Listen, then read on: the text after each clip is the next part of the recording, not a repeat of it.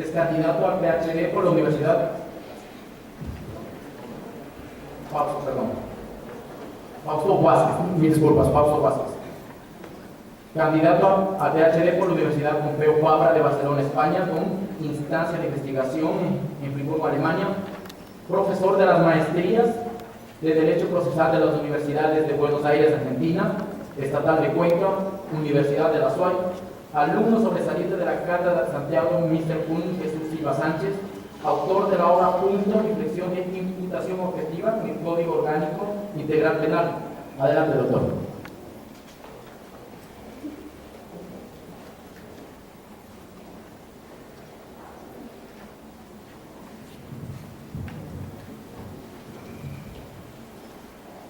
Buenas tardes, distintas autoridades de la mesa directiva, colegas y acólitos de este evento académico.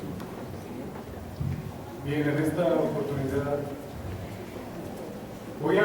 voy a tratar un tema que está vinculado con el derecho constitucional. A propósito de esta novísima interpretación del principio de legalidad que hizo el legislador ecuatoriano cuando pasó de este Código Penal y el procedimiento penal a un mal llamado COI, Código Orgánico Integral Penal. Voy a tratar la bifurcación de la teoría de la norma desde la perspectiva de Ronald Dworkin, en esa famosa obra Los Derechos en Serio, también esa obra de añeja factura, la teoría pura del derecho de Hans Kelsen, y la ponderación de los derechos fundamentales de Robert Alexis. Comienzo entonces. La doctrina moderna propone una distinción, una clasificación central de la norma. Por un lado se reconoce la norma con estructura de principio y de otro lado se reconoce la norma con estructura de regla. ¿Cuál es la norma con estructura de principio? La norma con estructura de principio, en palabras de Ronald Dworkin, son aquellas normas que tratan derechos fundamentales, de eficacia de la Constitución. De otro lado están las normas con estructura de regla, y esa precisamente es la que nos consideran a los penalistas. ¿Cuáles son las normas con estructura de regla? Aquellas normas que tratan el derecho ordinario general. Ahí está el Código Penal, que diríamos anteriormente, o lo que hoy se llama el Código Integral Penal, pero en el ámbito material. Es decir, este COI contiene la parte material penal y la parte afectiva penal. La parte material penal es aquella que refiere al supuesto, de hecho lo voy a analizar inmediatamente, es decir, las conductas prohibidas. Como ustedes saben, hay supuestos de hechos prohibitivos y supuestos de hechos mandatorios. El legislador hace uso del supuesto de hecho para prohibir conductas y también para mandar a realizar conductas. Las formas de la conducta, ¿cuáles son? La acción o la omisión. Esos supuestos de hechos prohibitivos, como el equipatario ahora tiene la pena de 8 años, esa es una conducta prohibitiva. Esos supuestos de hechos se verifican mediante, o se violan, se vulneran mediante la acción, mediante un hacer. Mientras que el supuesto de hecho mandatorio preceptivo se verifica mediante la omisión, es decir, un no hacer. Bien. Esas son las normas con estructura de regla. Las normas con estructura de regla tienen 4 características. Voy a dedicarme a hablar de las normas con estructura de regla, luego las normas con estructura de principio. Luego pasaré a hablar de la ponderación, trataré un caso resuelto por el Tribunal Constitucional Alemán, y si me queda tiempo, entraré a motivar la prisión preventiva, la medida cautelar, restrictiva del derecho a la libertad. La primera característica, perdón, si tienen preguntas, yo sugeriría que se las hiciera a medida que se va desarrollando el tema. Al final, como que se pierde el hilo de los temas que se están tratando. La primera característica es que vamos a remitirnos a un código penal o el COI en el ámbito material, es decir, los articulados que describen conductas, describen tipos penales. La primera característica es que se reconoce como una estructura condicional hipotética. ¿Qué significa esto de la estructura condicional hipotética? Si nosotros, ustedes, tienen a mano el COI, pueden abrir el COI y revisar los articulados que describen tipos penales. Por ejemplo, vamos a tratar con el artículo que describe el tipo penal del homicidio. ¿Cómo está redactado técnicamente tipo penal. Y dicho sea de paso, ¿qué es el tipo penal? Esto que de un momento a otro se los escucha a los penalistas hablar de tipo penal, tipo penal, tipo penal. Hace algunos años todos hablaban de delito. Entonces me pregunto y les pregunto, ¿hablar de tipo penal es un símil de delito? Cuando yo hablo de tipo penal, ¿estoy confirmando la existencia del delito? ¿Sí o no? Pues la respuesta es no. ¿Por qué? Porque el tipo penal está contenido, si hablamos de teoría penal del delito, el tipo penal está contenido en la tipicidad. Por tanto, cuando se habla de tipo penal, obviamente, si se han verificado los aspectos objetivos y subjetivos del tipo penal, entonces hablamos de tipicidad. Pero no es igual hablar de delito, ¿por qué? Porque para hablar de delito, debo hablar de tipicidad, antijuicial y culpabilidad. Solo la conducta típica, antijurídica y culpable es punible. Bien. Pero ¿qué quiere decir esto de la estructura condicional hipotética? El que matare a otro tiene una pena de 8 años. Todos los tipos penales que ustedes encuentran, ahora sí, hablo de tipos penales. ¿Cuál es el concepto del tipo penal? El tipo penal no es más que la descripción de la conducta prohibida que hace el legislador en un catálogo penal. Eso es un tipo penal. Entonces, cuando digo el que matare a otro tiene una pena de 8 años, estoy remitiéndome a un componente que tiene esta descripción. El que matare a otro, ese es el supuesto de hecho. Tiene una pena de 8 años, esa es la consecuencia jurídica. Ese supuesto de hecho obedece a dos principios de taxatividad y determinación. Quiere decir que el legislador, cuando describe conductas, está obligado a determinar de una forma clara la conducta prohibida o la conducta que se manda a realizar. ¿Y cómo lo hace? Porque debe cumplir este principio de determinación y taxatividad. Lo hace a través del verbo autor. Dicho sea de paso, en el supuesto de hecho, ustedes encuentran todos los elementos objetivos del tipo. Ordinariamente diríamos la acción, el sujeto, el objeto, el verbo autor, el elemento normativo, el elemento valorativo. Bien, esto es el supuesto de hecho. Esto es el supuesto de hecho, es decir, donde se contiene la conducta. Luego tenemos la consecuencia jurídica. En la consecuencia jurídica está la descarga normativa del Estado. El instrumento. Hay una estructura condicional hipotética, ciertos tratadistas como Rossi o los tratadistas, autores de libros serios de derecho penal en su parte general, lo describen de la siguiente forma, esta característica de la estructura condicional. Y dicen, si A, entonces B. Si X, entonces Y. ¿Qué quiere decir esto? Quiere decir que entre el supuesto de hecho y la consecuencia jurídica hay una relación íntima. La aplicación de la consecuencia jurídica depende de la concurrencia del supuesto de hecho. Si nosotros explicamos esta estructura condicional hipotética desde la teoría de la norma, ustedes recordarán en las épocas de Franco Ulisse, Roosevelt y Messer, que estudiaba el socialismo, también había otro de los grandes del derecho, Carl Levy, que se dedicó a escribir toda esta teoría de la norma. ¿De qué nos queda esa herencia de la diferencia entre ley y norma? Ley es la manifestación de la conducta, norma, en cambio, es el mensaje que implica el autor. La ley dice que matar a otro, la norma dice no matar. Si explicamos desde la teoría de la norma, tendríamos que decir que hay en el supuesto de hecho hay una norma primaria y una norma secundaria. Prácticamente la norma secundaria tiene el destinatario que es el juez. El juez, cuando da cuenta de la concurrencia del supuesto de hecho, inexorablemente tiene que aplicar la pena. Y la norma primaria, en cambio, es la inferencia que se hace de la norma secundaria. Si nosotros damos lectura a un supuesto de hecho, a un tipo penal, logramos una inferencia, es decir, una conclusión. Si doy lectura al tipo penal de homicidio que maté a otro en la pena de 8 años, ¿cuál es la inferencia? ¿Cuál es la conclusión a la que se arriba? Que está prohibido matar. Esa es la norma primaria. Que la estructura condicional hipotética lo que quiere decir es que hay una relación de dependencia entre el supuesto de hecho y la consecuencia jurídica. Concurre el supuesto de hecho, inexorablemente tiene que aplicarse la consecuencia jurídica. La segunda característica es que la norma con la estructura de regla tiene una característica de reconocerse como una estructura de silogismo. Es decir, los silogismos contienen premisas, premisa mayor, menor y la conclusión. En la premisa mayor está el derecho, la norma de conducta. En la premisa menor está el hecho, está el presupuesto fáctico, esa conducta que ha consumado el presunto sujeto activo del derecho punible. Bien, esto creo que es lo más importante dentro de las normas con estructura de regla. ¿Cuál es el mecanismo, el método de la aplicación del derecho o de justicia en estas normas? El mecanismo, el método es la subsunción. Se llega a subsumir la premisa mayor y la premisa menor, es decir, el derecho en el hecho. A esto es lo que se denomina la inferencia razonable. Mediante una inferencia razonable se llega a una conclusión. ¿Cuál es la conclusión? La aplicación de la pena o la descarga punitiva del Estado. La tercera característica, en palabras de Keyser, es que las normas con estructura de reglas suelen generar conflictos. ¿Cómo se llama la contradicción entre normas con estructura de regla? Antinomias. ¿Cómo se solucionan las antinomias? Las antinomias se solucionan al revés.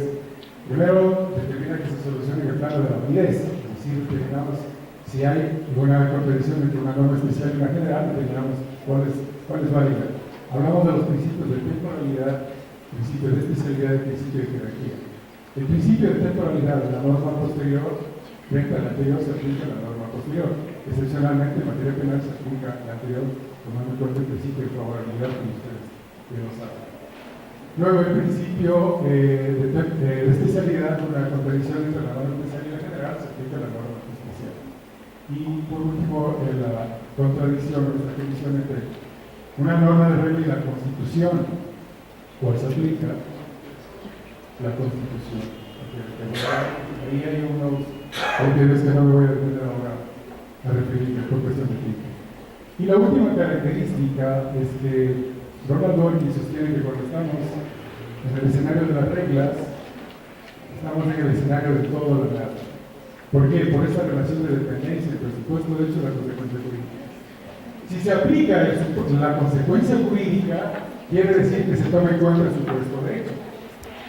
Lo contrario solo existe en el Estado Nacional Socialista de Führer, cuando se hablaba de la responsabilidad penal objetiva. Y no se miraba ese aspecto, ese ser subjetivo en la realización de la conducta. Esto en cuanto a las características de la norma de la estructura de regla. No sé si tienen preguntas.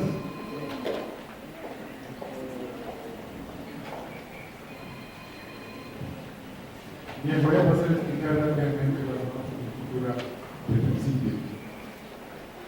Las normas con la estructura de principio, habíamos dicho que son estas normas que tratan derechos fundamentales.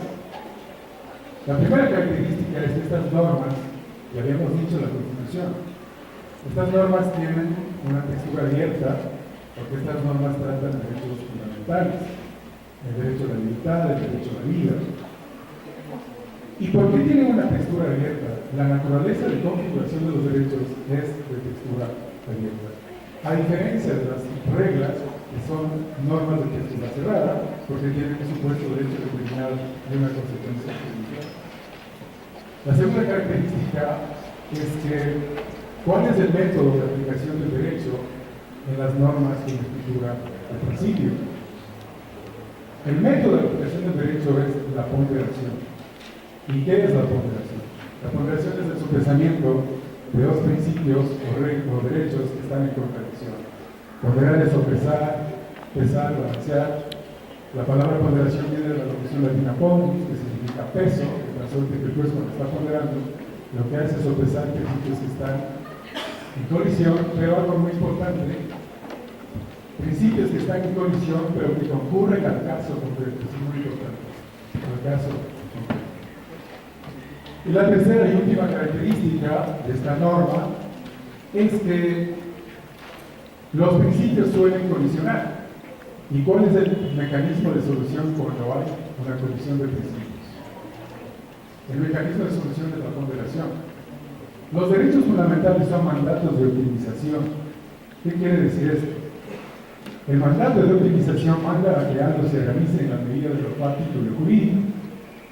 Cuando en la aplicación de un derecho fundamental se rebasa una medida fáctica o jurídica, los principios suelen colisionar. Por ejemplo, si el presidente de la República, una persona pública, decide que su conducta, los actos que realiza en el ejercicio de su función no se publican. ese caso está mandando a realizar, aplicar el derecho, probablemente la actividad, hasta las últimas consecuencias. Es decir, rebasa el límite de lo fáctico y lo jurídico y termina colisionando con otro principio. ¿Qué principio? Probablemente el derecho a la información que tienen ustedes de custodia y también quienes son parte de esta sociedad, de este país, que tenemos derecho a informarnos de lo que hace nuestro mandatario. Miren esas las características de la ponderación. Voy a referir ahora ciertas características singulares del juicio de ponderación. La ponderación se aplica frente a la colisión de derechos. Los principios son indeterminados, los naturalezas son indeterminados, porque no obedecen a la configuración de la regla, que tiene un supuesto derecho determinado. Debe tomarse en cuenta la validez. En el caso de la ponderación se toman en cuenta los dos derechos de colisión para cada ponderar. A diferencia de la regla, que sería una contradicción entre la norma general y la especial, pues determinábamos cuál era válida y otra es inválida, y en adelante esa será la norma que se va a aplicar. Debe tomarse en cuenta la teoría de la precedencia condicionada, ley de precedencia condicionada que aplica Robert Alexis. Es decir, cuáles son los motivos o los fundamentos por los cuales un principio precede a otro. No un principio se superpone a otro. Yo he leído sentencias en las cuales se aplica esto, ¿no? Que un principio prevalece sobre otro. Y esto no es. El principio precede a otro, por eso se aplica esta ley de precedencia condicionada. Otra característica es el caso concreto. Cuando se hablaba de la colisión o el conflicto de las reglas, se determinaba que si hay una colisión o conflicto entre una norma general y especial, la que tiene que aplicarse a la especial y en adelante, así es como se van a resolver los problemas. En el caso de los principios es lo contrario.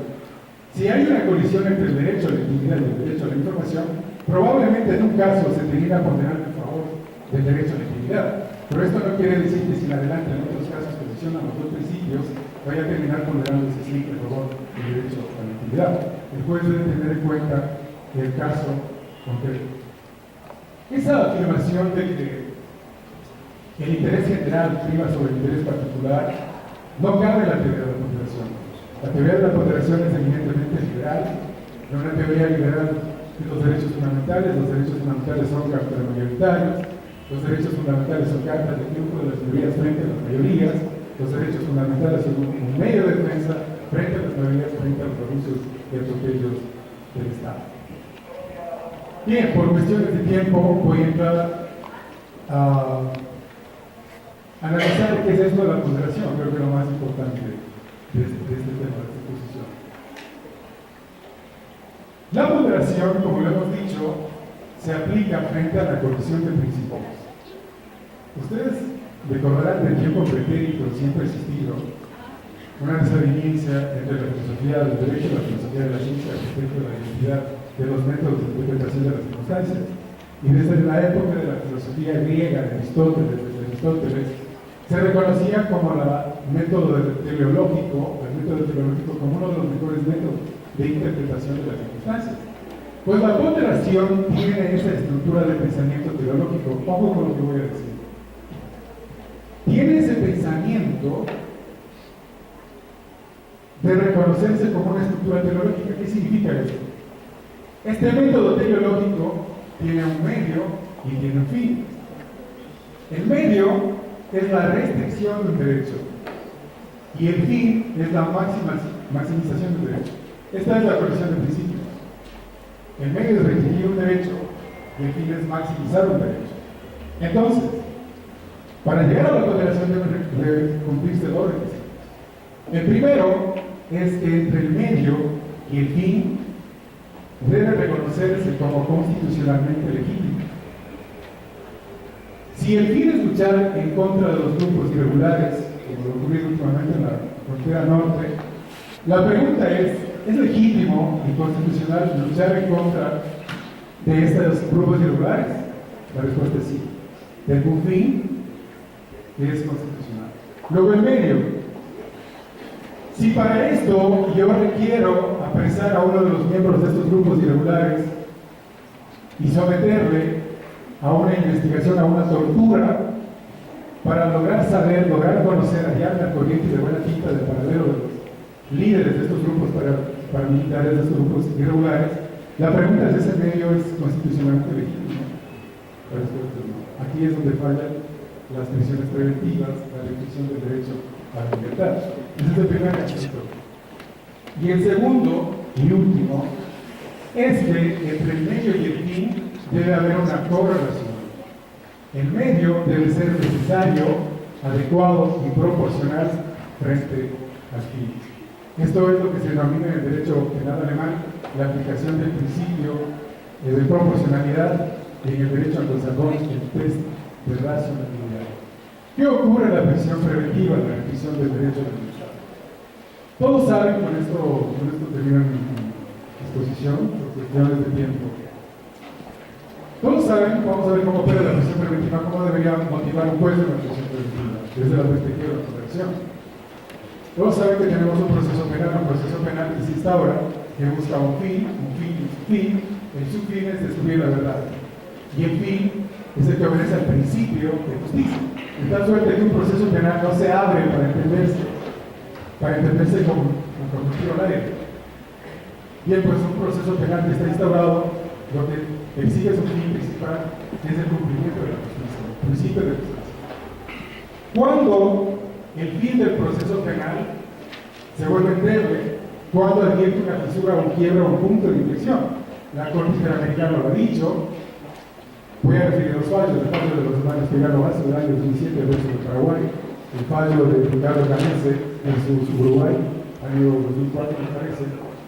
Determina que un proceso penal se vuelve endeble cuando hay un peligro de fuga, cuando la libertad del sujeto activo representa un obstáculo para la verdad procesal, cuando la libertad del sujeto activo representa un peligro para el sujeto pasivo. En esos casos es probable que un proceso no pueda culminar. Por tanto, entonces requiere asegurar el cumplimiento de este principio. Para eso entonces llega a la restricción del derecho a la libertad. Entonces entra en colisión dos principios: el principio de la libertad del procesado y el principio de justicia que persigue el proceso. Entonces tiene que entrarse a la comunidad. Entonces se mira, y muchos, la mayor parte de casos, las prisiones preventivas fallan. Bueno, el fin y el medio puede ser constitucionalmente legítimo. Perdón, el fin sí puede ser constitucionalmente legítimo. Pero esa correlación que hablábamos entre el medio y el fin es que muchas de las veces miramos que el medio no es necesario, muchas de las veces no cumple una adecuación y un cumplimiento proporcional. Por eso mismo es que aparecieron las medidas alternativas a la restricción del derecho a la libertad. No sé si tienen preguntas. Bueno, pues por cuestiones de tiempo tengo que agradezco por su atención. Muchas gracias.